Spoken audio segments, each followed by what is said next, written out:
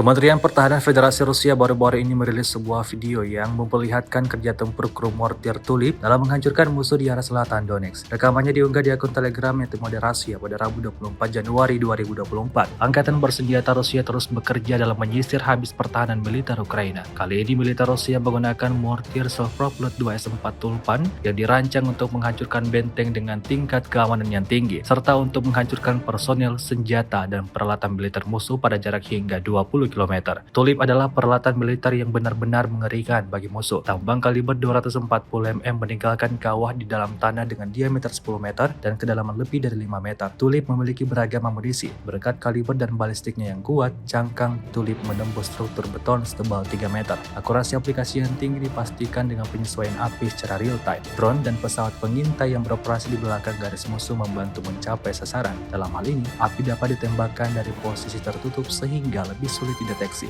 seperti yang terlihat dalam rekaman.